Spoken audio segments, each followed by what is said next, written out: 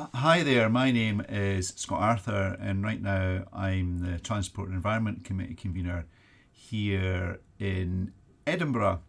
And I've been asked to give this short video talk on what's happening in Edinburgh in terms of transport right now and what's going to be happening over the coming years. I mean, obviously, there's a lot to talk about, but I'm going to get through this in just a few slides and hopefully without too much rambling. So I've been asked to pose a few questions at the end of the video, but I think I'll probably just pause them as I go along, and so hopefully I can rely on you as a viewer to collate these and then maybe think about the answers. It's entirely up to you, of course. And this is me driving a single-decker Lothian buses bus during the summer. Fantastic time, actually. Out at Ingliston doing this. They didn't let me loose on the roads. That's yet to come. And I also had a wee shot of a double decker. And it's one of the great things about the job is you do get to see amazing things and meet amazing people. And certainly that day with Lothian buses was great. I've also had a chance to drive a tram, believe it or not, which was quite exciting. And they let me sit in the driver's seat of a bin lorry, but they didn't let me take control of it, which is a wee bit disappointing, but perhaps good for the public in Edinburgh to know that I'm not loose on the streets with such a large vehicle. Right, so let's get through this. So I became transport convener in May 2022, just after the election then, when I was re-elected as a councillor for Colinton, Oxgangs and Fairmile Head. And so not long after that election, if you do a bit of research, you'll see there was a small problem in terms of forming the administration in the council after the election. And after an attempt, which didn't quite work out, my party, I'm not going to talk about parties today, so I won't mention which party it is, my party did form the administration. And when that started to form, I kind of drew the short straw, if you like, and I ended up becoming the Transport and Environment Committee convener on an interim basis. And here I am 18 months or so later, and I'm still in the job on an interim basis. Such is life. So quite also, I never dreamt of becoming the convener, nor I have to say wanted the job. I actually met my group leader today, and he was joking about that with me.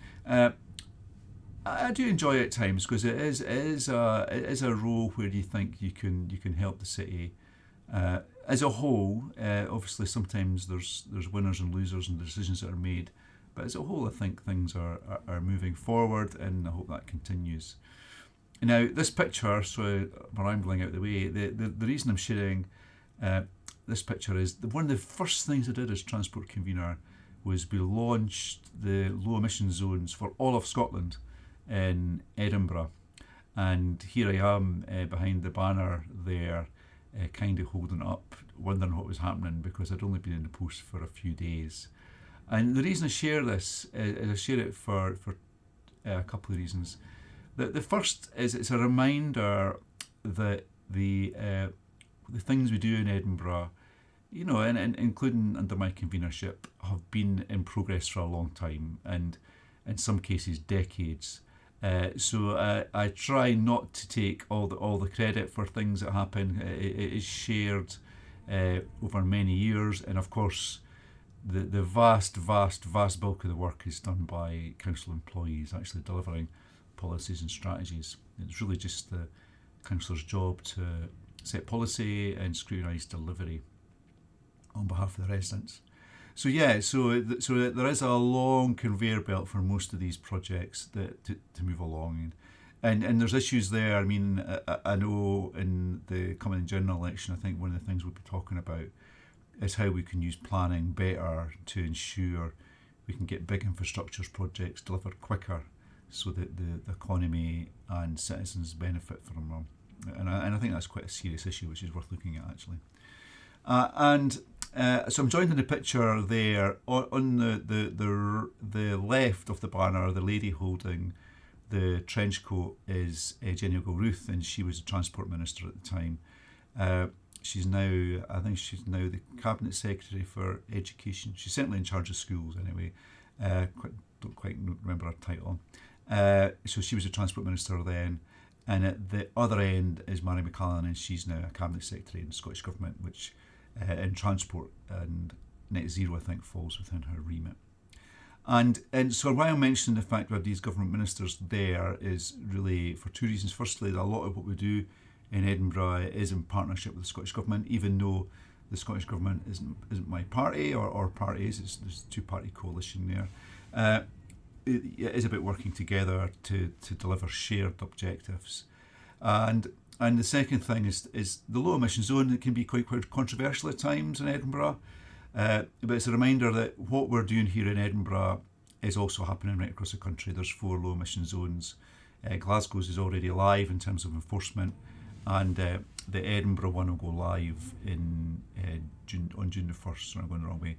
And here's a picture of me at a press event who were putting up the signage for the low emission zone going live in June. That was just a few weeks ago.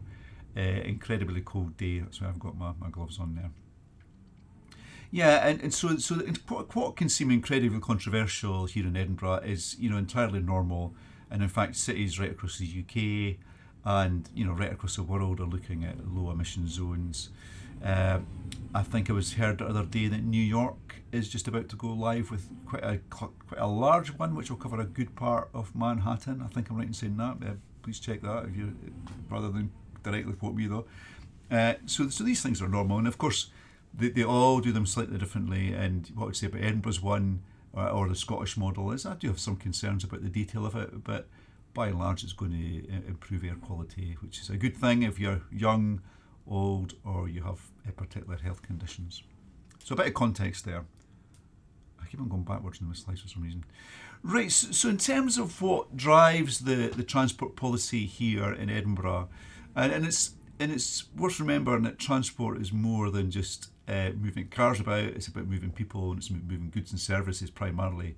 The mode of transport, I think, sometimes it dominates our thinking too much, and we really should focus on what we want to do with the transport system. So it's a big economic driver, and it also affects the nature of our urban realm, if you like, in a city, and I'll come on to that later. In that if we have too many vehicles of any type going through the city centre, it makes it more difficult for people to enjoy the city centre in terms of coming there to, for retail, for work, or just for leisure. So it is a bit more than just moving cars, much more in fact. So this is what drives transport agenda here in Edinburgh. So combined challenges, the blue part there. What I'm talking about there is cutting congestion. I'll come back to that in a second. Hitting net zero. We've got ambitious targets here in Edinburgh to hit net zero by 2030. And the Scottish Government has a policy of reducing car use in the country by 20%. And Edinburgh's contribution to that is to reduce car use by 30% by 2030. So 3 linked objectives here in the combined challenges: net zero, congestion, and reducing car use by 2030. So they're all interrelated. The second law on getting basics right whilst or showing ambition, this kind of tension we always have. So I'm really ambitious for Edinburgh, and I'll talk about some of the projects in the pipeline in terms of decarbonising transport, getting people to use sustainable modes, in particular public transport more as part of that. But I do recognise when I go to community meetings is that what they want to hear is that we're getting the basics right first and foremost. And within my remit, that means fixing road defects, potholes. We're not in a great state in Edinburgh just now in terms of road and footpath condition. And also within my remit is street cleansing, so litter bins, etc., and waste collection, so uplifting household waste from residences. So it's important we get those things right, and then once we get those things right, it gives us the right to get heard about those bigger issues. We have to accommodate city growth over the next 10 years or so. There's going to be about 40,000 houses built in Edinburgh, so that's within the city of Edinburgh boundary. I come from Kirkcaldy, a town across from Fife. You can see it from Edinburgh if you clamber up one of the hills. And So that growth is bigger than my hometown, which is absolutely incredible. And we've got to fit that inside Edinburgh. So if all those people come, wanting to have 1.5 cars per household or whatever it is, the city is going to just absolutely grind to a halt. So it's important that we think about how we grow as a city, and at the same time how we manage the movement of people and goods and services about the city. Because more of the same isn't going to work. The roads are already too congested. Five-dimensional party politics. So in Edinburgh we have 5 political parties. You know what they are, and all of them, in terms of the function of the committees in the council, are about the same size. So 4 of the parties, including my own, have 2 members on most committees, and one party has 3. So we've got 11 people on a committee, 5 parties. And so what that means is for anything to be agreed, absolutely anything, you need at least 3 of those parties to agree. And that adds quite a bit of overhead in terms of decision making, because there's lots of partnership working, lots of consensus. But I actually think it's a really good thing, because just imagine if my party had a majority in Edinburgh.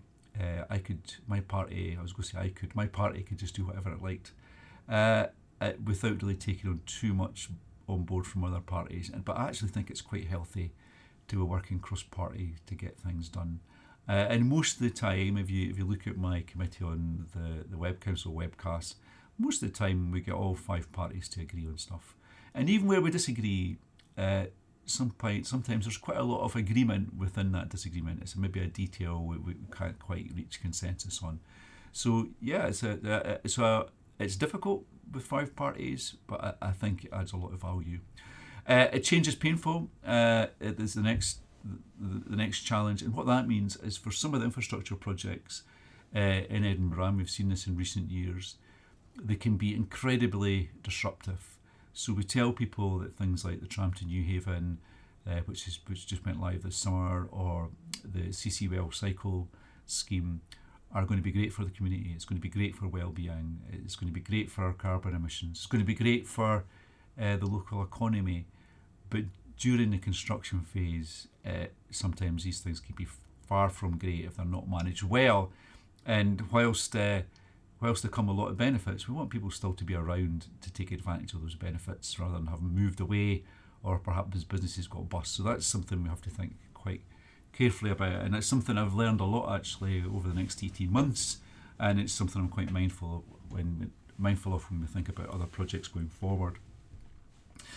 And then the last box there is inequality. So by any measure in UK terms, Edinburgh's quite a wealthy city. There's no doubt about that. But there is also quite a lot of people in Edinburgh living in deprivation. We're faced with a homelessness crisis. Too many children are living in poverty, and access to services and be able to move around the city effectively is key, really, to reducing those inequalities in terms of making sure people are able to move around, access work, access education. And Edinburgh's also an unequal city in terms of transport itself. So quite often I say that Edinburgh is one of the best public transport systems in the UK. Second best, I think we are, without a doubt. We'll talk about that a bit in a second. And also, one of the best in Europe, no doubt. But if I say that in certain parts of Edinburgh, I'd get shouted down, because whilst most of Edinburgh is well served by public transport, if you live in Ratho or Dumbiedykes, just outside the city centre, you don't feel well connected at all.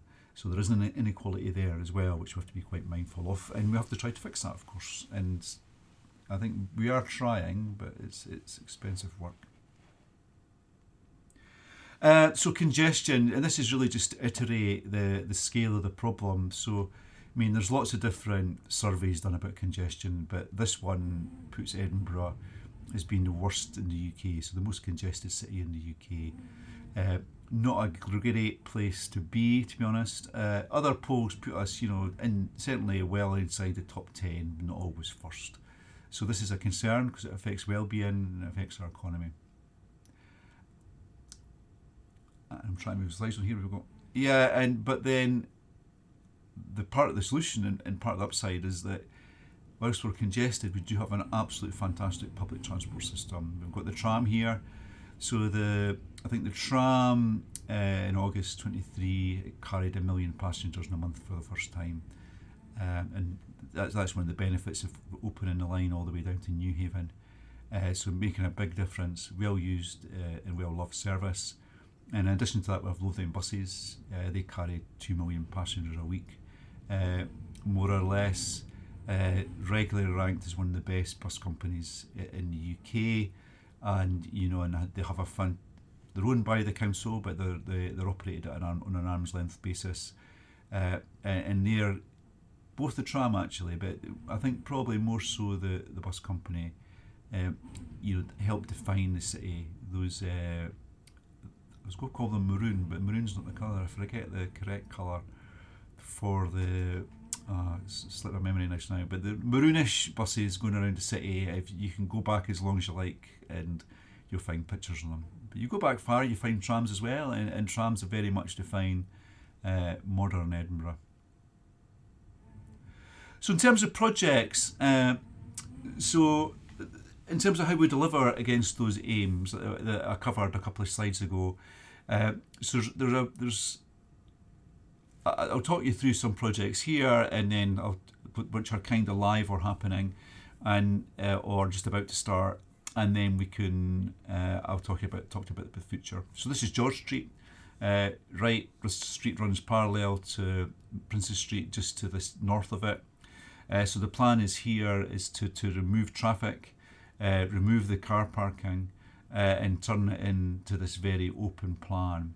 And this is about so sometimes I call it a restoration project, because the original design for the street was to be this wide and open street where you could see the fantastic architecture at one end of the street from the other, and really open it up. And these plans are about taking it back to that, bringing in some greenery, which will hopefully help us manage the drainage, opening up the space for people to walk around in a more relaxed manner, hopefully spending more time in the area, more money in businesses, and really helping us, move Edinburgh up market a bit. Edinburgh has an easy relationship with tourism, but I think it's really important for the city economy. It employs a lot of people. But I think projects like this kind of the restoration of George Street, what that'll do, I hope, is help us move tourism a little bit more up market. So hopefully get people coming here to spend more money, and also spending more time here. So more time and more money, and that'll help drive tourism jobs, give those workers better pay, better conditions, and see it as a career rather than something to do between jobs. So it's a really important project. So it's about transport, so it will be a cycle route through the middle of it. It's about economic development, helping those businesses. The new St James Centre has drawn people into the east of the city centre, and I think it's right to say that some businesses at the west end of George Street are perhaps feeling that a little bit. So doing this to George Street here will help rebalance that part of the economy, and then once this starts progressing, we'll then look at Princess Street and think about how that could work a bit better. Already, so a few empty units on Princess Street, you can't miss them, but they are largely now dealt with, in that there's planning applications being approved or are in process, but there's some public development that has to be done around that, just to make sure it's still fit for purpose and still maintains its status as one of these streets that people from all over the world are quite proud to say they've walked down. Who knows, George Street might be the same once this is complete. And this is a reminder that just now it's really quite a lot of car parking on this street, completely dominates it. So let's open it up and make the architecture the focus rather than cars, and also open it up to people, make it a place where people can meet and enjoy themselves. Tram, so our line to Newhaven opened in June, just before my birthday, slightly ahead of schedule. The lady getting interviewed on the left there is Hannah Ross. So she is the person from the council side of thing who absolutely led the project. As a civil engineer, I'm a little bit annoyed that she's not a civil engineer. She's actually a legal professional. Not quite sure what title she would give herself or others would give her.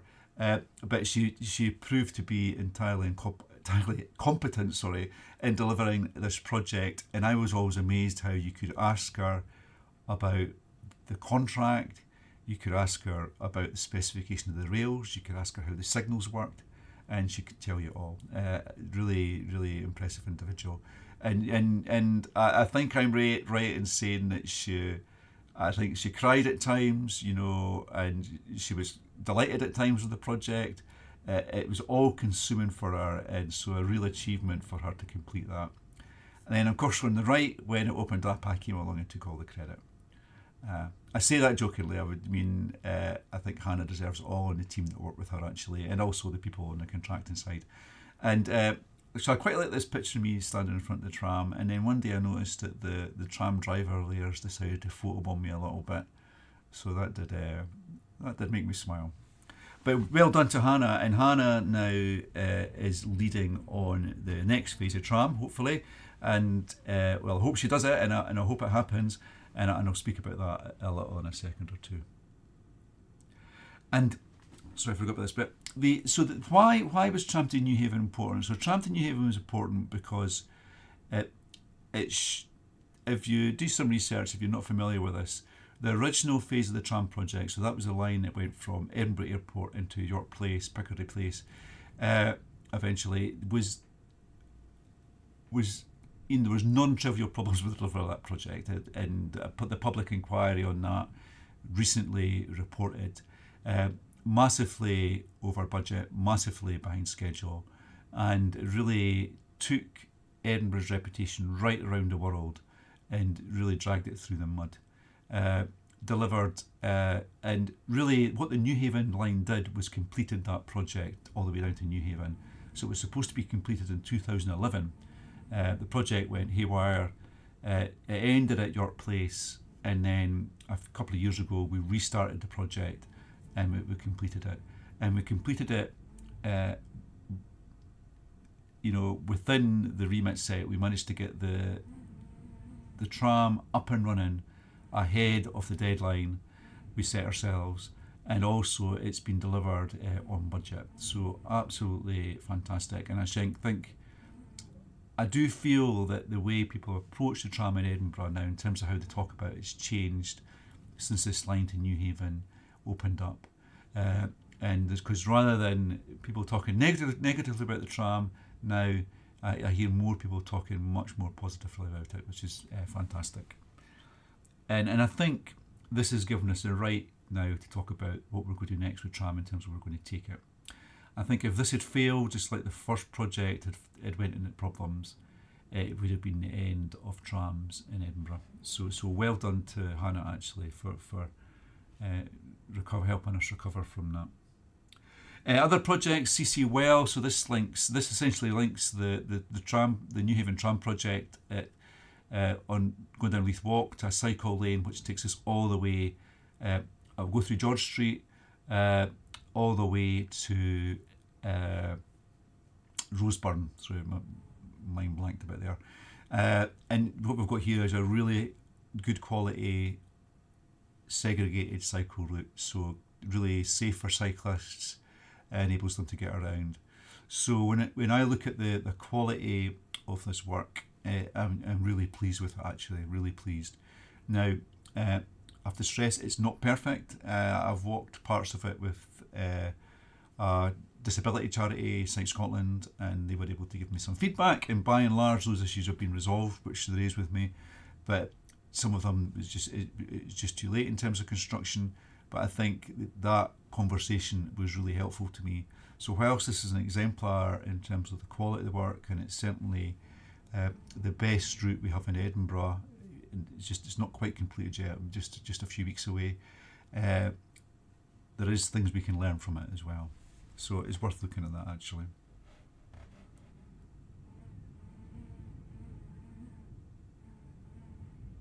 So buses, as I said earlier, we own the bus company, in Edinburgh, Lothian Buses. We own the tram company as well.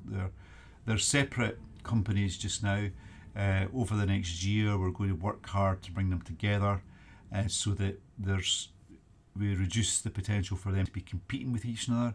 We'd rather they were competing with other modes to attract people to public transport. So in the springtime, what you're going to see, so already Lothian operates 4 electric buses, these green ones, which is on the left here, what I call the Spen buses, because I think they were sponsored by Scottish Power Energy Networks.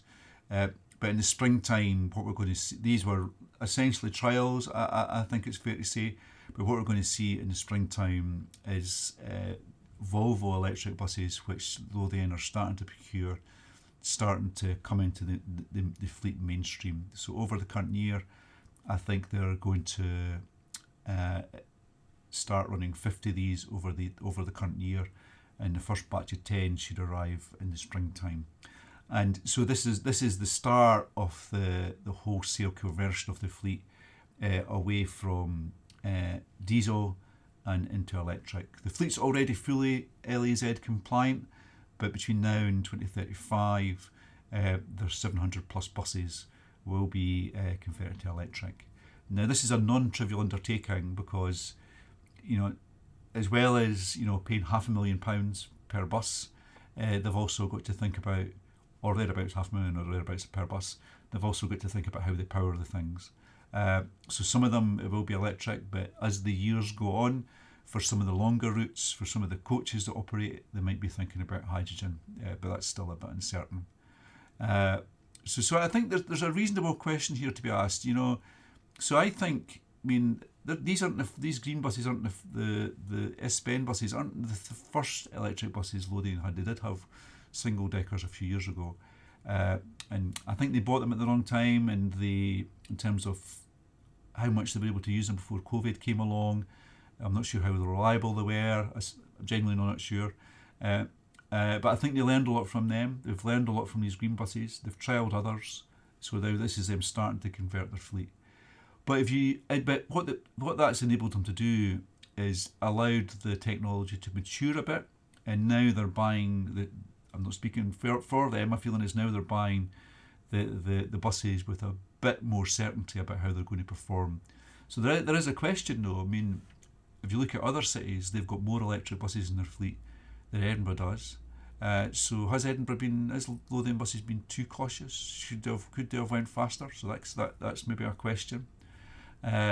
Or given that all the fleet's LEZ compliant, can they afford to be a bit more relaxed about converting? Perhaps still aiming for that 2035 deadline, but maybe putting more of the investment at the end of that. I don't know. There's questions there, I think, for you, but I'm pretty sure they're doing the right thing, to be honest. Feels like a good pace, and if anything, I think probably people in Edinburgh might want things to happen before 2035, but that would maybe mean they would have to pay more for the bus tickets to do that, so it's life's a compromise, I guess. So Lothian buses still. So this is earlier on I was talking about driving the Lothian bus. This is that day when I was at Ingliston. So I'm trying to move this and I've got my mouse in the wrong way. So we're out at Ingliston and we got a shot of a couple of their buses. The lady on the left there is Sarah Boyd. She's the MD of the bus company. The guy next to her, Cammy Day, he's the council leader. Then there's yours truly with my certificate saying sorry, my camera's been out of focus, saying that I'd managed to drive a bus. To my great disappointment, I managed to get that certificate wet on the way home and it turned into paper mache. So it's quite hard putting it in the bin, but that's what had to happen. And then there's Jim McFarlane, who chairs the board, very able individual actually. And yeah, so that was a good day, and it's always good meeting with either Sarah or Jim, because both of them really care about Lothian buses, and people in Edinburgh really care about Lothian buses too. So it's always good to meet them, and I have a lot of faith in them actually. So in terms of what we're doing with buses, this is quite important. So really that expansion of Edinburgh, which I was talking about earlier, about the growth in the city, those tens of thousands of houses, and there's going to be more houses than that built in surrounding local authorities. And a lot of those people are going to want to come into Edinburgh. And because of that congestion piece I was talking about, being able to drive into Edinburgh, all those people, it's just not viable, unless we start demolishing buildings to build motorways into the city and inner ring roads and all the rest of it. It's just not happening. So switching people to public transport is absolutely the answer. So what we've done is we've got what we call Bus Priority Fund. This is a project that we're working on, and to create bus priority routes into Edinburgh from the suburbs and to some extent the surrounding local authorities. And the aim here, there's one missing that goes through where I'm sitting just now, actually, Fairmill Head into the city centre. We've added that one. And what the aim here is to reduce journey times in Edinburgh on the bus by 25%, and also make the services more reliable in that they'll be faster, but they'll also stick to their timetable.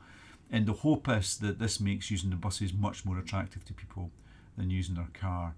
So if you like, that's kind of a carrot in that we're going to provide a better service in the hope that people engage with it. And then that'll help us reduce congestion, help us reduce the car miles, and help us reduce our emissions.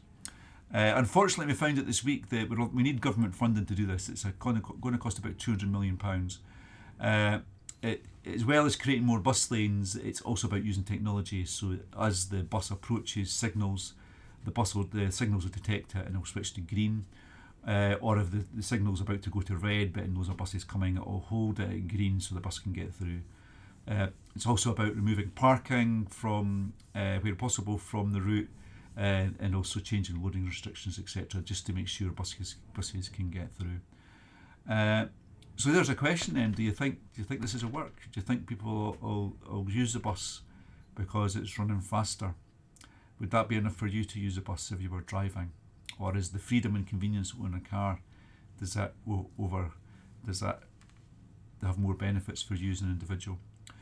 One of the things I'm thinking about is also a congestion charge. So we'll put these bus routes in place, connect them into surrounding local authorities, but then if people in those surrounding local authorities don't use those faster and more reliable buses, and they continue to use their car and continue to make the city congested, perhaps the answer to that is a congestion charge. So the people from outside the city of Edinburgh area would get charged for coming in, and I think it seems quite likely that might be an outcome. What's difficult around when you talk about congestion charges, around the same period of time, the UK government and the Scottish government should be thinking about what the alternative is to fuel duty. So just now, when you fill your car up with petrol or diesel, you pay quite a bit of tax. As cars are converting to electric, because people sell their petrol and diesel cars, go to electric, the government's going to lose that fuel duty, and so we can, I guess, have some sort of tax on vehicle charging. Sounds complicated, or we can use technology to basically with a fuel duty, you're paying per mile that you drive, because as you use fuel, you're paying the tax. So the more fuel you use, the more you drive, the more you pay in that fuel duty. So perhaps you can use technology to monitor how far people are driving in their cars, and we can tax them based on that, or charge them rather than a tax. So pay per mile. Now, what would be interesting about this? So rather than a congestion charge, so you cross some imaginary line around the city, we could say for road pricing, we could say, right, we think that if you come into the city centre, you might have to pay more. Or if you come into the city centre at peak times, you would have to pay more. Or if you come into the city centre and stay too long, or don't stay long enough, because if you're not staying long enough, it might just mean you're driving through the city centre away to somewhere else. You would pay the charge. Or if you're travelling at certain times of day or certain days in the week, we could vary it continuously, but the more you drive, the more you would pay, perhaps within limits. So I think there's real potential there. I think the powers are shared between the Scottish and UK government. There's real potential there for those governments to work together and come up with a road pricing that's fair, but also reflects some of the wider policies we have about trying to reduce car use, particularly in congested cities. So perhaps here's another question: how would you get a congestion charge to work? Road pricing to work, or do you think congestion charge is fairer, a flat charge on everyone, or would you vary it based on income? Would you vary road pricing based on income? Bearing in mind that the poorest people in society tend not to own cars, but some of them do, and there's a phenomenon of forced car ownership, which quite often people on low incomes face. And to do their job, they need a car, say to get to their place of work because they live remotely or their place of work is remotely. So they need a car, and they end up paying a disproportionate amount of their income on just keeping that car on the road. So it's not why I'm talking about that is it's a reminder that it's mostly people who are wealthier that own cars, but there is some people in low income as well that own them, and I think we all know that. So this data on who is driving into Edinburgh is this is the most recent I have, and it goes back to the 2011 census. There was talk this week of perhaps other data available in the council, but I've still not seen it yet. And what this tells us in terms of that congestion charge that drivers from outside the city would face coming in, is that it shows us a proportion of vehicles which are coming in every day. So you can see there from Midlothian, 17,000 vehicles, quite incredible. So, and there's been a lot of house building in Midlothian since then, so it's a real challenge. But but if we could put a congestion charge in place tomorrow, not quite, but we could do it quite quickly, to discourage people from driving in, and that would reduce congestion, help reduce emissions. But if those people are coming in Edinburgh to work, it would also damage the city economy. So that's why it's important that we put the bus priority measures in first, so people do have a way to get to work or a way to get to the retail in the city centre or wherever, and then the congestion charge is a nudge to get them to use that bus service. So it's important that we think about the sequence of those things. And this is actually a councillor in Midlothian. She's actually leader of Midlothian Council. My ward, my ward is on the south of the city, Cllr and Fairmill Head, and it borders on Midlothian. And then she said she put this message on Twitter yesterday. I don't know if it's based on fact, but it's the statistics are it gets you thinking about, well, what do these numbers actually mean? 75% of people working in Edinburgh travel from the bordering areas, and over 50% of the working age population in Midlothian work in the city of Edinburgh. So we've got all those people who live in Midlothian. I'm not quite sure how many people live in Midlothian. 50% of that working wage population is coming into Edinburgh to work, and if they're coming in by car, that means they're adding to congestion, they're adding to air pollution in Edinburgh, they're adding to climate emissions, and they're also damaging our roads a bit as well, that us Edinburgh Council taxpayers are paying for. That's quite a flippant statement, so please don't take it too seriously.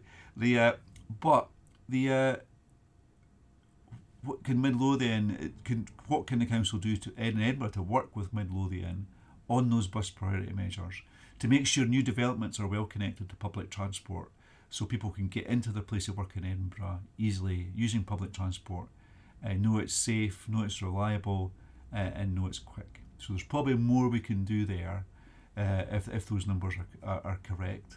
And and if you're running a bus company or running a local authority, there's a market there that can be tapped into if the conditions are right in terms of those bus priority measures.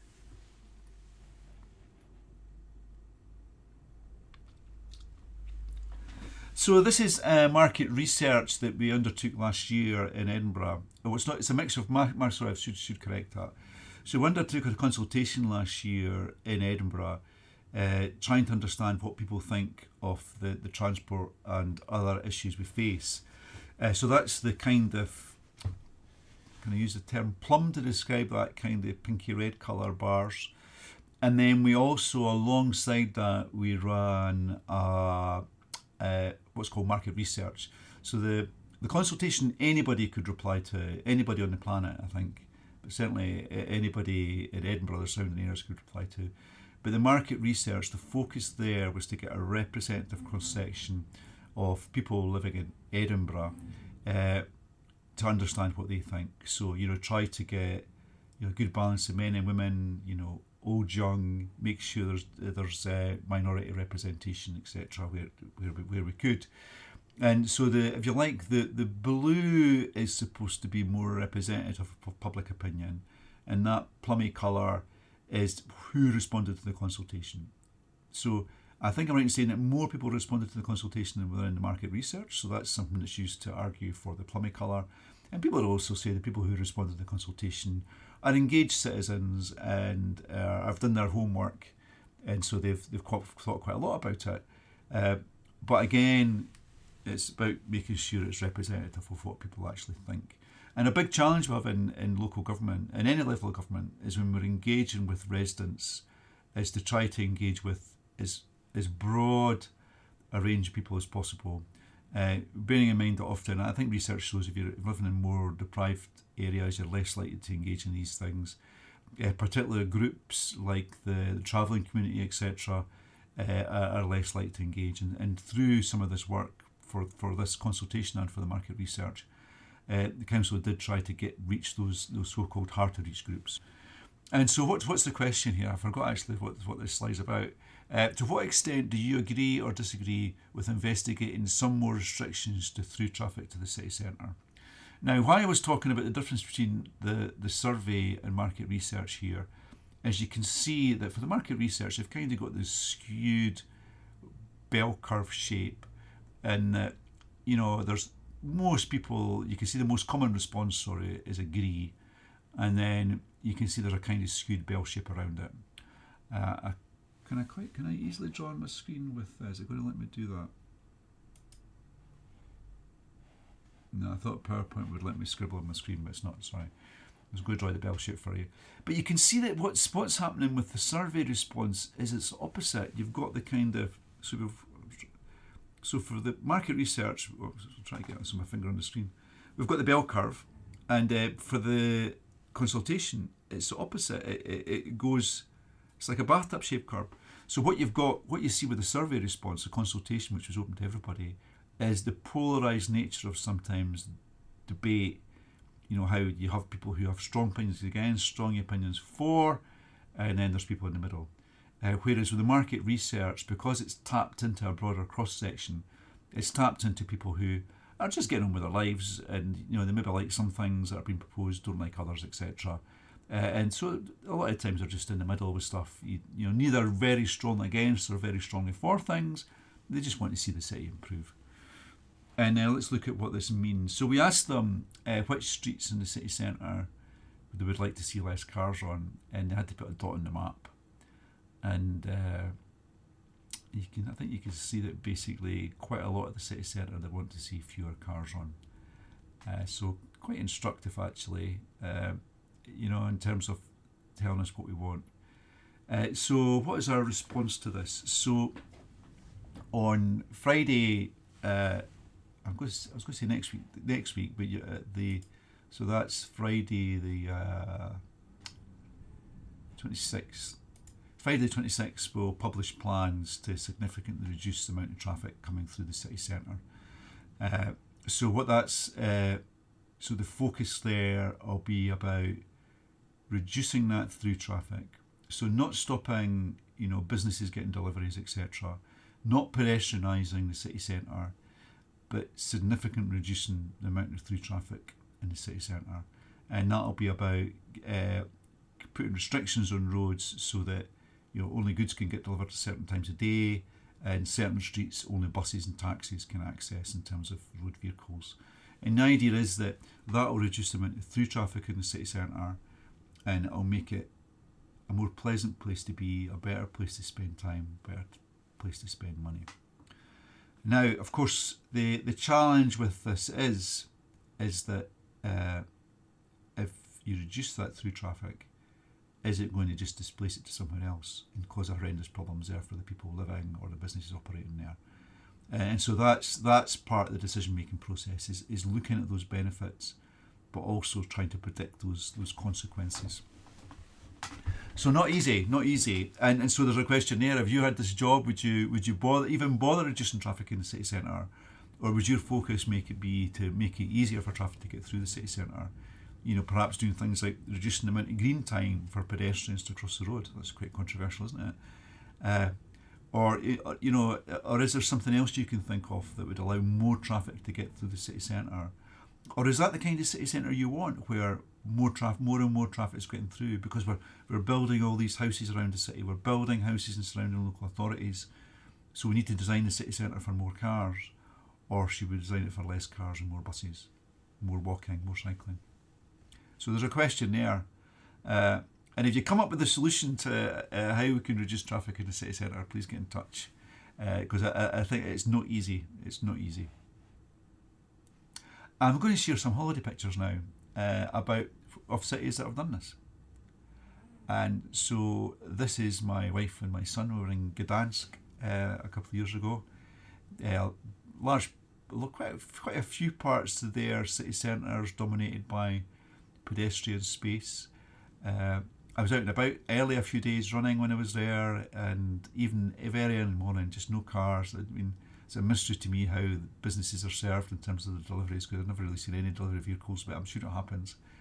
Gdansk is a fantastic city. If you've never been, please go.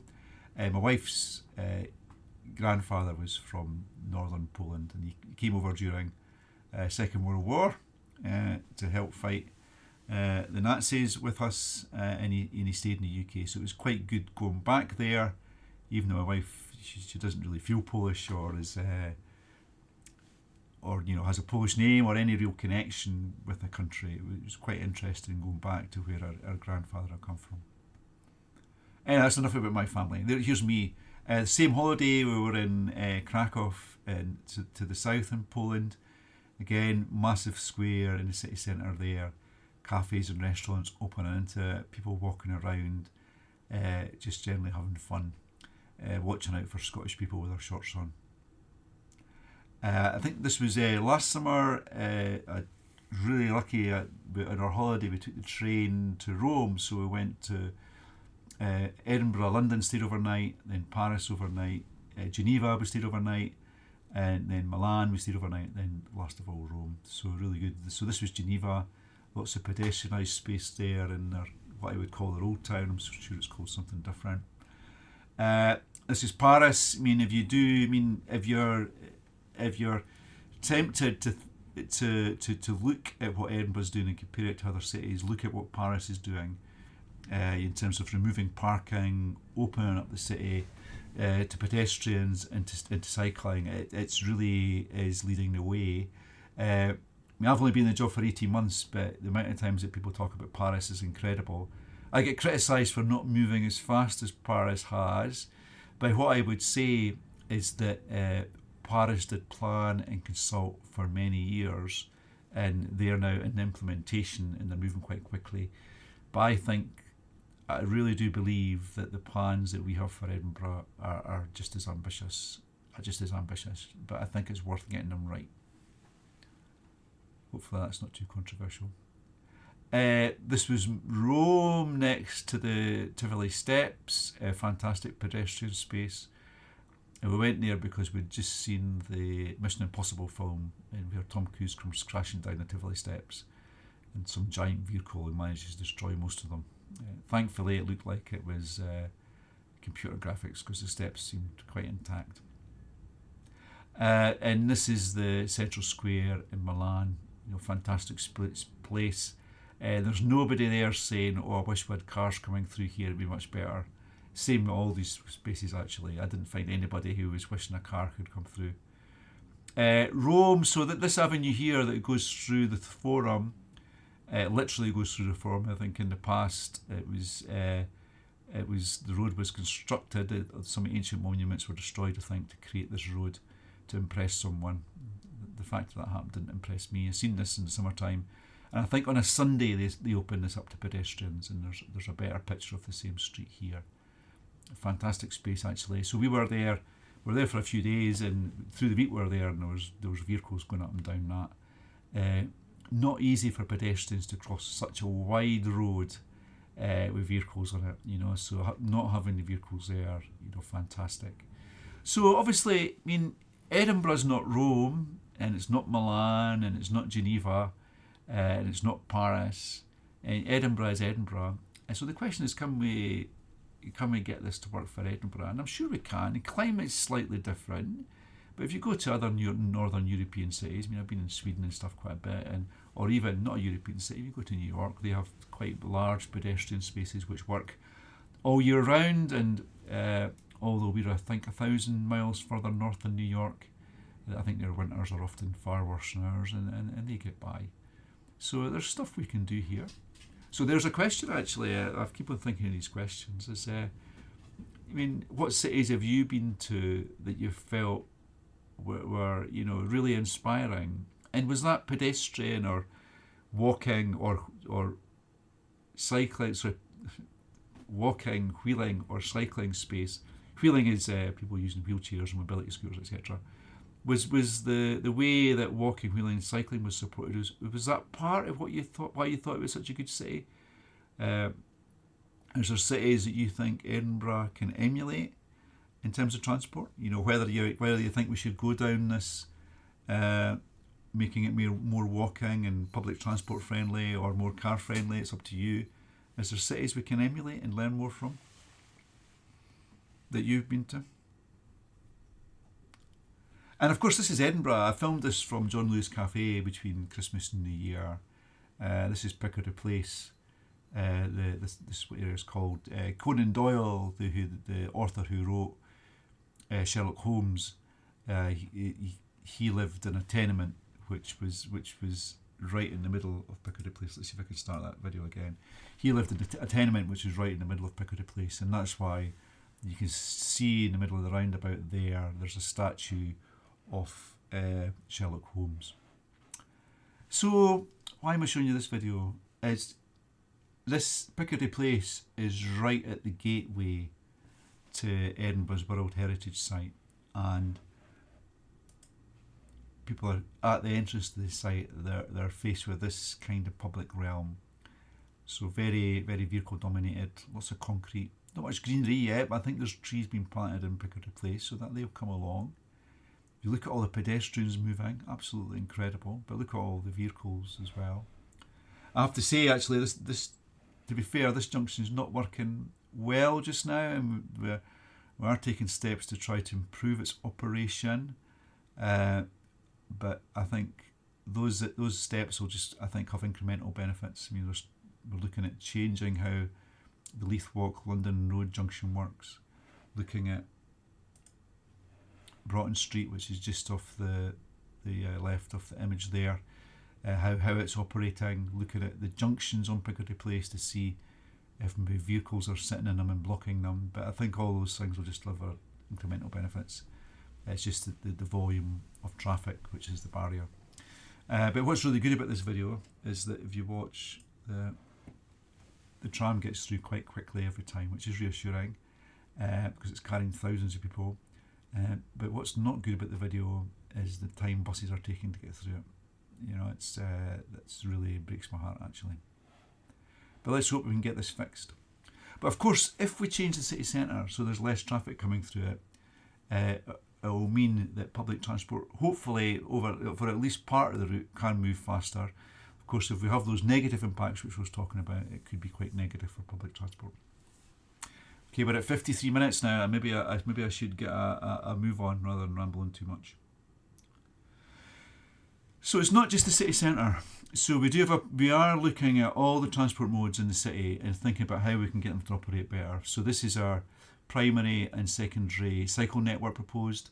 The idea is that every single home in the city will be within 400 metres of a cycle lane, and that'll give them access to the network and be able to enable them to get around. Looking at, on the same day as we launch the plans for reducing vehicles in the city centre, we shall also publish the plans for the next phase of tram. So that's going to take us from Granton, which is to the north of the city, up here, into the city centre. So it'll come from Granton, past Edinburgh College, past the West End General Hospital, past Craigleith Retail Park, into the city centre, and then out past the university, out past the Royal Infirmary, then out to Midlothian. So this line is going to cost a lot of money. I'm not going to talk about how much it's going to cost just now. It's going to cost a lot of money. I bet it's going to be transformative. We think the capacity of this line will more than double the existing capacity of the network. And why it's so important is that, granted, we have fantastic plans for a net zero community, 3,000 houses. Building's already started on those houses. The heat from those homes will come from a heat pump, which will pull heat out of the sewer network there. It will heat those homes, and also schools, etc., will be on the heat network as well. Absolutely transformative, net zero community. But one of the things we're using to entice developers to invest there, and you can imagine it's quite a lot of money to build 3,500 houses, is the fact that it's going to be on a tram route. And likewise, in the southeast of the city, where it goes out towards Midlothian, it's about driving development as well. So the tram here isn't being used to replace bus services, although it will do that to some extent. It's not being used to better connect existing communities, although it will do that to some extent. It's about driving development and providing a transport link for communities that don't even exist yet. And this is the way I think we see using tram as a way of attracting further investment to the city, to help the growth of the city and help make sure it's sustainable. Really, really important. So an easy question would be, do you think we should invest in tram more? It's going to cost well over £1 billion. Do you think we should do that? Or do you think we should focus on bus? Or is there something else you think we should be doing? If you know Edinburgh, do you think there's better tram routes? Do you think it should be coming out to Fairmile Head, where I live? That would be handy. So let me know what you think. So obviously that tram line, probably it won't go live until getting towards the mid-2030s. Who knows if I'll still be interim transport convener by then. But all the way until then and beyond then, we'll be relying on buses. And so this is what our thinking is about a bus network, how we think it would be working. It's important to note that and I think it's a good thing, the bus network is essentially, in Edinburgh, most of the buses are Lothian buses. The bus network is designed and operated by Lothian buses on a commercial basis. And it's important to remember that Lothian buses, if you live in Edinburgh, it's a fantastic service. Well, if you live in an area that's well served, most parts are, of course, but there is parts that are not, as I touched on earlier. And it's also a cheap service. You can go anywhere you like in the city for £2. Anywhere apart from the airport, you can go for £2. So fantastic value for money. And unlike a lot of other bus services in the UK, it does that with virtually no public subsidy. So it's, I think I'm right in saying that 99.5% of the services it runs are run without public subsidy. So obviously they get money for under 22 bus use, and I'm sure there might be some people watching this video who are under 22, lucky you. And they also get money for people who are over 60 using the bus. They don't get the full rate for either of those categories, but it does that is money that comes to them. But apart from that, they don't get any public subsidy. Whereas a comparator might be the bus service in London, which is cheaper, I think I'm right in saying, but it comes with significant public subsidy. So we should always be grateful for the work that Lothian Buses does to help underpin our economy, and it does it without drawing on public funding. And as well as that, it's now in the process of decarbonise its fleet.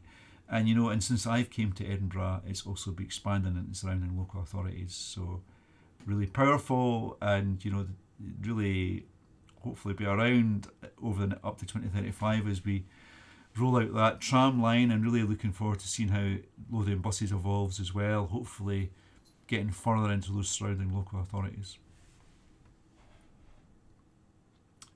And then of course the actual road network as well, to help us move goods and services and private cars around the city. Really important we get this right.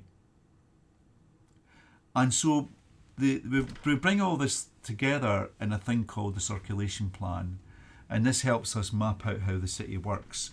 Now, circulation plan, I think, is a bit of a generic term that other cities have used to think about how they plan their future travel network. But what I really like about this for Edinburgh is that it sets a blueprint for us to run the transport network in the city. And that's really important, because I think in the past, decisions around how traffic moves around the city have perhaps been undertaken on a slightly ad hoc basis, but this circulation plan gives us something to work to, and it means we can resist those ad hoc changes unless they map on to what we're expecting from the circulation plan. So that's one of the reasons it's important. The other reason it's important is because of what happened on Leith Walk. So Leith Walk is where the tram now runs, and as part of putting the tram down Leith Walk, we put the tram down, obviously first and foremost, but then we squeezed in, space for buses, space for cars, space for parking, space for bikes, and space for pedestrians. And in doing all that, we've just tried to squeeze in too much. And I think maybe the problem was the council tried to please everyone and has ended up perhaps pleasing nobody. I think that's maybe a bit harsh, but there's been real compromises being made there. And the people who we should be thinking first of when we think about transport is pedestrians.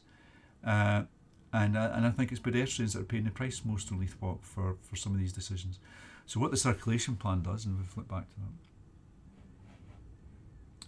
that, is it accepts that for most streets in Edinburgh, we can only do two things well. And so we can't do everything well. We can only do two things well. And one of those things is normally going to be walking. Almost always, we have to get the walking environment right.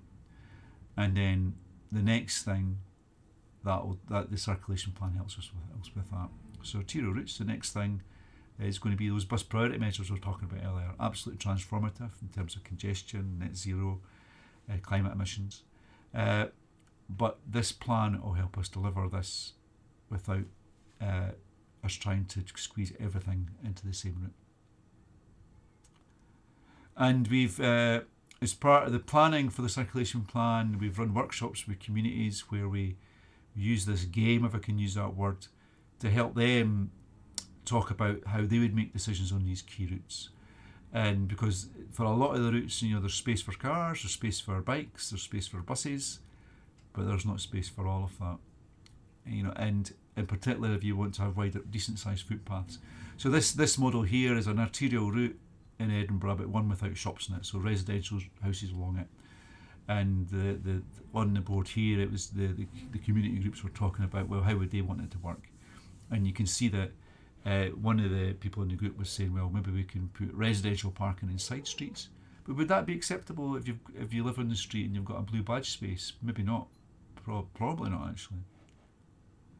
And then this alternative was actually Morningside in Edinburgh, where we've got lots of shops, cafes, and charity shops, if you know it.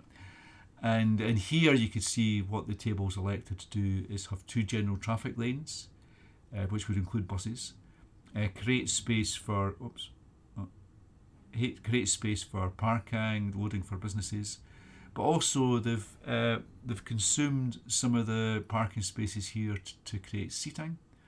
And if you know Morningside, you'll know that the road is a bit wider than this, but here those groups wanted 4 metre wide footpaths so that there's lots of space for people to walk, particularly if you've got a buggy or perhaps a guide dog or you're in a wheelchair. There's more space for people to get around, and maybe there's space for cafes and bars to have limited seating outside. I'm not a fan of seating outside always because it can really impact on the width of footpaths.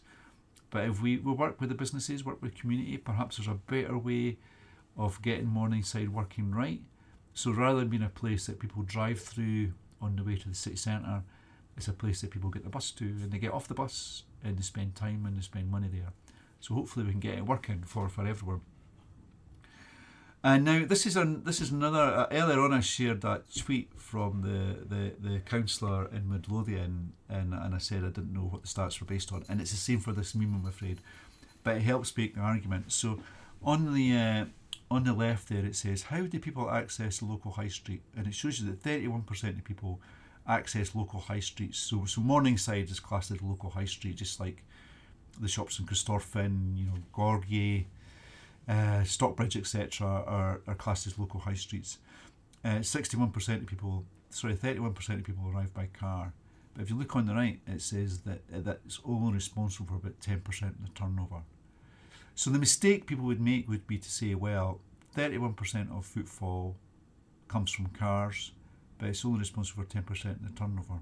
We can forget about them. Let's just get rid of that parking, and make the pavements wider, put in seating, have cafes on the street, and all the rest of it. Well, but I'm pretty sure if you were to go up those shops in Morningside and say to them, we're going to remove all this parking, we're going to stop people coming to your business by car, and the good news is you'll only lose 10% of your turnover. I don't think there's a shop in Morningside who would think that was acceptable. So this is why it's important we work with businesses. So if we can work with them to get that street to work in a way where they can still load, there's still some parking for customers that really need it, but we've got additional benefits which make it more attractive for people who are going to walk there, who are going to cycle there, and most importantly people who are going to get there by bus. Then it's a trade-off. We're saying there's going to be slightly less people coming by car, but that's going to be rebalanced because we're going to create this better environment. It's going to be a better place to be, better place to spend time, better place to spend money. So that's kind of the thinking for these arterial routes. We've got shops, etc. on them. It's difficult in Edinburgh though, because all those high streets, I missed out Portobello when I was listening through them, that's another easy one, are on these arterial routes, so we can't just close them, particularly to buses. So it's difficult. So maybe there's a question here: how would you get it to work? Can we get this to work, or is the importance of cars to retailers on streets like that overstated? How would you get that to work? How would you make it more attractive to go to Morningside, and at the same time perhaps reduce parking? How would you do that? Right, nearing the end of the slides now, you'll be glad to hear we're at an hour and 7 minutes in. So it's taking along. Just I quite like all this stuff. So it's important to remember around so much of what we do. I touched earlier about inequalities in Edinburgh, and I think it's fair to say in recent years Edinburgh hasn't always got it right in terms of creating a more equal city for people, particularly people with disabilities. And this lady is Cllr. I've met her a few times. She's a campaigner for Sight Scotland, and she's fantastic at giving me a really hard time for when things don't live up to what she would reasonably expect the council to be doing. And I've spoken to her about, mentioned earlier about the cyclepath to Roseburn, and also to the Leith Walk paths as well, the impact they have on her as somebody who she doesn't have no sight, but you can see that she does have a significant visual impairment. So and that's been incredibly instructive for me, in that as we do this, as we go through adapting to climate change and get our city into a fit state, we'll have to do that in a just way, and that's just not for people on low income. We also have to make sure that people with disabilities feel supported. So if we're going to reduce the amount of cars coming into the city centre, we have to make sure that as a result of that, people with disabilities don't just have it, it's not just as easy for them as ever, it has to be easier for them to get into the city centre. Likewise, the stuff in Morningside, as part of that, it has to be easier for people with disabilities to access these things. And then we have to get this right for everyone, because we can't have people feeling that they're excluded from the benefits that are going to come from this transition. If anything, we absolutely have to make sure there's an opportunity to create a more equal city. And this is something I do take really seriously, and this is an example. I actually took these pictures this morning when I was on the number 11 bus going down Leith Walk, and it's not quite, the picture's not quite coming out the way I thought it was going to, so I might just move. Oh, right there, I've moved the wrong thing. Oh, it's not going to let me. So what this is, we just focus on the picture in the foreground. This is what's called a floating bus stop, and what I've tried to highlight with the red arrows, is the bus lane. So in front of the bus stop, there's a cycle lane, not a bus lane. In front of the bus stop, there's a cycle lane that heads into town, into Leith, and then behind the bus stop, there's a cycle lane that heads into town. And you can see that the challenge here is, I might see if I could move that picture because it's getting quite annoying. Sorry about this.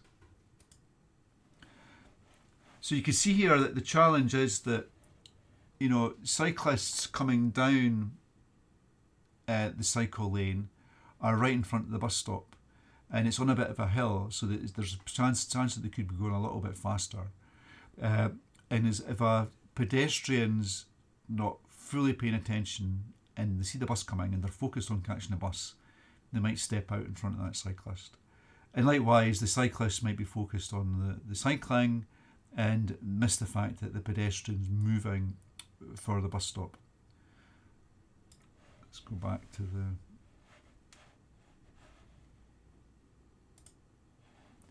and then the added complication is the trees themselves, because they're so close to the cycle lane which heads into town that there's a fear that some of them could hit cyclists as they go past, and then you've got cars overhanging the car parking spaces. The cars in the car parking spaces, overhanging the cycle lanes potentially.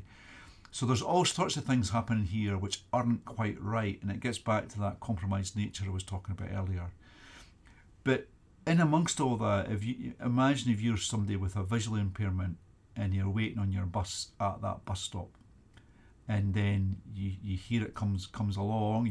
It's on your app, or you hear it. You could see how nervous you might be about stepping out into that cycle lane with knowing that there might be a bike coming down. And so this is something we've spoke about recently, and I think what we're going to do is go back to this location and redesign it to make it safer for people who have disabilities, actually, because it seems that everyone has concerns about how this is operating just now. And that's an example, I think, of where possibly in the past we didn't listen to people enough, and now we're literally going to pay the price for this because it's going to be quite expensive to fix this. But maybe if we'd spoken to Cllr or others, she could have told us beforehand, actually, Scott, I don't think this is quite going to work. And it's not about, doing, gold plating everything. It's just about, listening to her, taking on board things and making it safer to the extent that she could feel comfortable walking up and down Leith Walk and accessing the shops, etc., as she has the right to do. So it's really important stuff. And this is something, since I became convener, more and more has been getting raised. And that feeling about trying to create a more equal city is why at the end of this month we're going to be the first city in Scotland, first local authority in Scotland, to completely ban parking on pavements. I think it's unacceptable that people with disabilities, with visual impairments in particular, have to go around vehicles parked on the footpath because they can't get by them. As well as that, parents with buggies, grandparents pushing buggies often can't get past them as well. So from the 29th of January, we're going to people will get fined £100 if they park on the pavement. And I really do hope that, I'm really proud that Edinburgh is the first local authority in Scotland to do this. But I really hope that other local authorities follow us, because I think it's really going to help people who have disabilities, particularly visual impairments, and pedestrians who are just out and about. We absolutely have to get this right. So maybe there's a question there. Is there things in the city that you've spotted? I don't know, you might have a disability, I don't know. Or is there things, even as an able-bodied person, you find it is difficult to get around and you think could be safer? Is there more we can do as a city to get this right? And there absolutely is more we can do, I think. And whilst what we've done in that Leith Walk Elmroe situation I was talking about, the bus stop, is we're adapting an existing installation, a kind of detail, we're changing the detail there. I think what's probably more important is we change the culture in the council so that we embed thinking about this right from the start. And already things are changing. We look at the work we're doing with George Street. There's so much engagement with the wider Edinburgh community, but also people with disabilities specifically, campaigning groups, etc., to make sure we get those designs right. And so what we want to do is change the culture, and also thinking about how we change the way we approach these designs. So what we've done is we've established an accessibility commission, which is a group of people, a lot of them from campaigning organisations who are there campaigning for the rights of people with disabilities, but also people who just want to create a more equal city. And the lady I'm going to show you in this video is Zara Todd. She's going to chair it for us. It's going to be completely independent of the council. And I don't think it's really about them critiquing everything we do, although they're free to do that, of course. It's about them looking at our policies and our approaches and hopefully nudging us in the right direction. Let's hear what Zara has to say.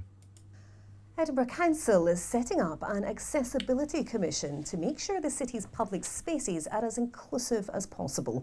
Disability activist Zara Todd has been appointed as chair of the group to provide independent advice on the challenges, opportunities and actions required to make streets accessible for everyone. Because Edinburgh is in a position at the moment where it's growing and expanding and trying to be more accessible, it needs to embed disabled people's experience into how it plans for the future. We have a massive opportunity here to create a world-leading city on accessibility. So, I feel like I'm hanging over the newsroom there. So you can see that, Zara is actually a really impressive person. I've met her a couple of times. She has real leadership skills, and I think she will lead that commission to be really successful and hopefully change things in the city for the better. But what really impresses me about that very short clip, I have to say, but I see this when I've met her as well. I've not met her face to face yet. I've only met her on Teams a few times. She speaks with such authority and such insight, and I think this will be good for us. And so in a lot of ways, I'm proud that Edinburgh is, I think, the first city in the UK, I think, to take this approach. Maybe others have done it, but we've not seen any yet. And there might be cities, elsewhere in Europe or wherever, which are doing similar things. So in a way, I'm really proud that we're doing this, but I'm also ashamed that it's because of some of the problems that have occurred in recent years, which have been subject to, reports on the same news channel, the STV, and you've seen the clip at the screenshot earlier from the BBC. It's because some of the decisions we made in recent years haven't been right, and it's left people feeling isolated. And so whilst I'm proud that we're setting up this commission, and I'm really excited about the leadership that Zara is going to show, I have to say that, of course, to be honest, I'll be her co-chair or deputy chair or vice chair, that's it. I'm quite ashamed that how we've reached a point where this is needed. But I think, again, just like with the pavement parking ban, I think there's a real opportunity here for Edinburgh to show leadership and perhaps others to follow.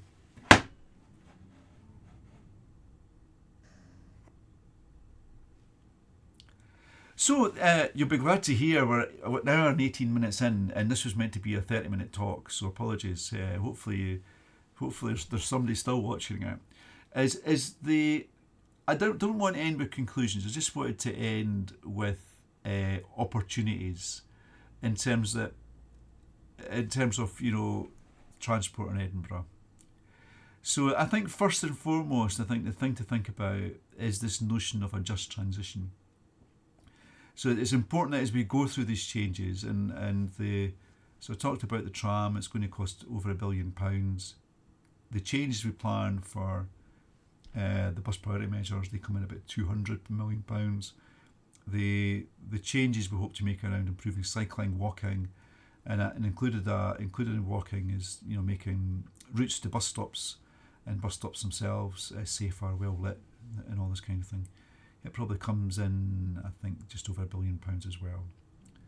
And yeah, so there's a lot of money being spent here. So, and something I keep on asking, and rightly other councillors ask is, as we're doing this, is it a just transition? Are we making sure that people who have mobility problems, who have sight problems, who are on low incomes, benefit from this, rather than being disadvantaged from this? And I think that's really important. And it's maybe a question you want to ask yourself. Do you think the plans as presented them, how would you change them to make them, fairer as part of that just transition? So it's a really important thing, actually. And what we've seen actually over the last year is groups that are, I'll say euphemistically, questioning of climate change and whether or not it's a thing. I think what's fueling that debate within that kind of culture is the lack of a just transition, so the government at all levels in the UK, including councils, not really supporting people. And that means when, 20 years ago, when people talked about climate change, it was quite a theoretical thing, but yeah, we had to do something about it. But now we're getting to the point where we're having to do something about it. People are starting to feel it in their pocket because of the changes that are going to come. They're going to maybe have to change their lifestyle a little bit, not be able to drive into the city centre of Edinburgh, maybe quite a big thing for some people.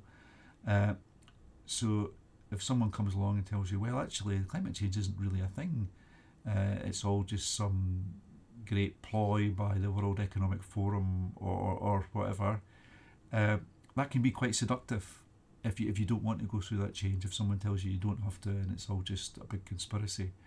So it is something we have to get right, and not just that, not just for those kind of reasons about about driving the change and bringing people with us, etc. I think morally we have to get it right as well. I think a key thing about getting this right is working with employers, businesses, and accessibility campaigners to make sure the plans are fit for purpose. Working cross-boundary, making sure with Edinburgh, with so much of that traffic coming surrounding local authorities, it's really important that, particularly those public transport links, we get them right. And not in that tram network, it's really important we get that right because we're working cross-boundary. Likewise, if we go for a congestion charge, which is going to basically charge people for coming into the city, the city will get money from that, and that money will get reinvested in transport.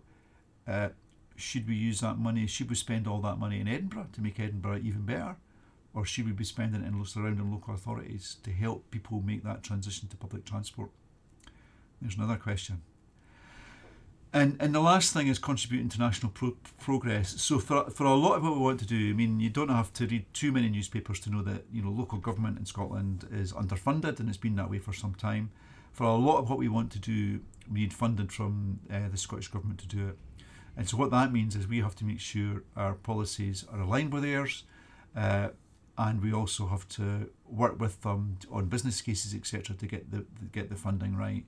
So sometimes that means putting aside, political differences on other issues, and focusing on where we agree, in terms of, I think, broadly, politics in Scotland and the UK agrees about the need to adapt to climate change, about the need to reduce car use, about the need to reduce emissions. So it's about, just like I was talking earlier about the 5-dimensional party politics in Edinburgh, it's about, making sure we've got that consensus piece as much as possible, and focusing on improving Edinburgh and improving the lives of people that live here, improving well-being, and also cutting inequality, which is really important to me, and I'm sure everybody listening to this, if you're still listening. Okay, so last slide. So this was me on, I think it was Clean Air Day 2022, I think it was. It was in Sheens Primary School. With these kids who had created posters, etc. It was a great day, and I think you can just see between two of the kids, I had my shorts on again and my knees were fully exposed, so it's not just people in Poland that get to see my knees. So this was really good because it's a reminder that actually when you speak to kids, the kids really get this. They understand the importance of living a bit more sustainably, and a lot of the Clean Air chat that day was about how not these kids as individuals were going to benefit, but how other people with Clean Air Day, were of course talking about people with respiratory problems, etc., were going to benefit, and they really got it. And I think that's sometimes what we need to do more. We have to think less about individual impacts of some of these policies, because they can be challenges sometimes, and start thinking about, well, was how overall they benefit the city as a whole, and how we use them to tackle that inequality piece as part of a just transition. So I'm not here to answer questions to you, or any questions you have, but of course I've been giving you lots of questions to ask. But if you do have any questions, please get in touch, and I will try to reply to them, I promise you. My email address is cllr, so it's short for councillor, cllr.scott.arthur@edinburgh.gov.uk. I think that's right. I look forward to getting your emails. And apologies again, 1 hour and 25 minutes, that's absolutely shocking. Bye for now.